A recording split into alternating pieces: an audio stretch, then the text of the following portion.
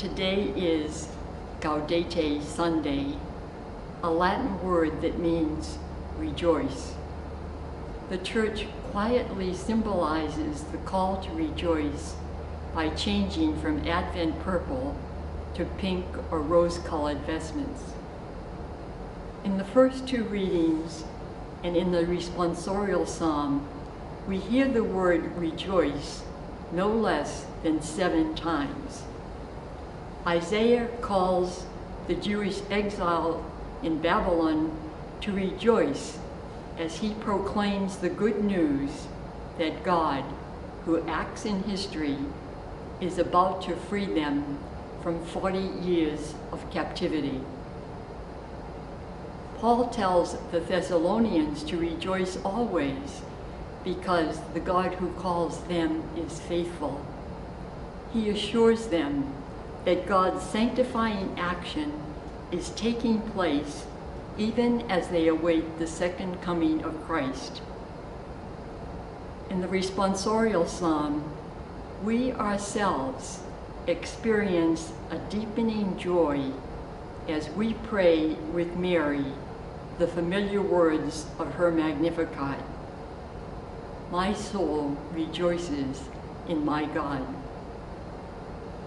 While the gospel does not contain the word rejoice, it does illuminate the path to the enduring joy proclaimed in the first 2 scriptures. In the gospel, we hear an intense dialogue between 2 sets of messengers, the priests and Levites sent by religious officials in Jerusalem, and John, sent from God to bear witness to the light.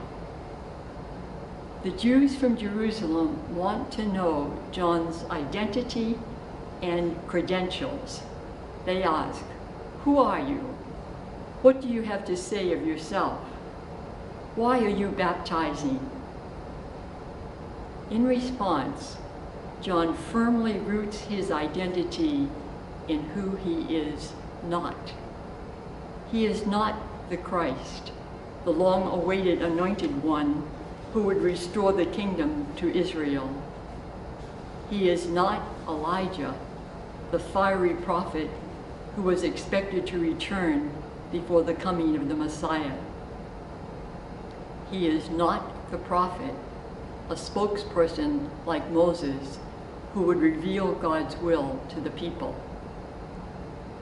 John describes himself simply as a voice crying out in the desert. John's message, like that of Isaiah, was a prophetic call to the people to be awake and aware of God's saving action in their lives.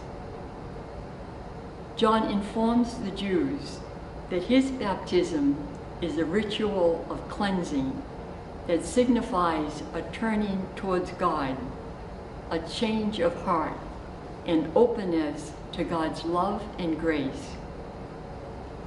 Directing the attention of the Jews away from himself, John declares, "There is one among you whom you do not know." Biblically speaking, to know another is to be in a close, loving relationship with that person. Is it possible that today John the Baptist is saying to us, as he said to the Jews of his time, "There is one among you whom you do not know"?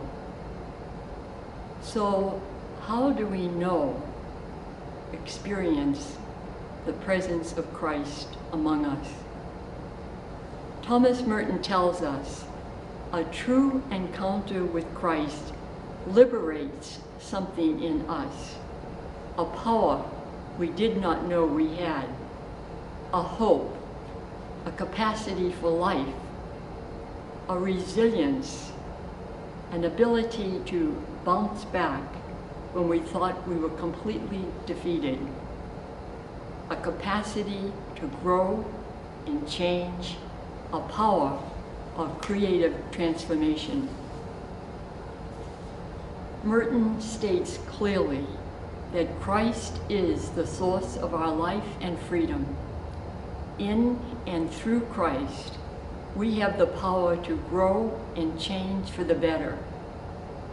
Our coming to know Christ in a deeper, more personal way enables us to recognize his presence in all our brothers and sisters, especially in those who are most vulnerable and needy.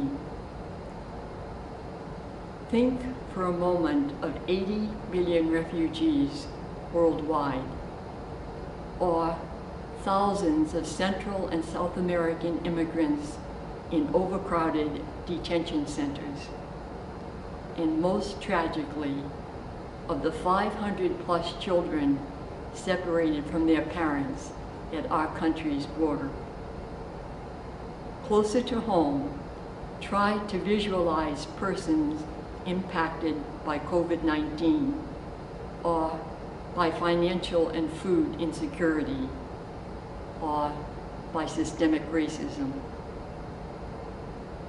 Christ, the Word made flesh, united himself forever to our humanity. Knowing Christ means seeing his face in every other human being. Do we recognize the face of Christ in the pain and poverty of our suffering brothers and sisters? Or is Christ among us as one whom we do not know? Today's gospel calls us to renew and deepen our desire to know Christ and to bring his light and presence into the darkness of our world. John the Baptist, who leapt for joy in his mother's womb, continued to be a herald of joy as he pointed away from himself to Christ. John and so many others that we ourselves know are vibrant witnesses to the joy that Christ gives to his disciples. I will see you again, and your hearts will rejoice, and no one will take your joy from you. Today is Gaudete Sunday. Let us rejoice and pray to know Christ and the transforming power of his presence within and among us.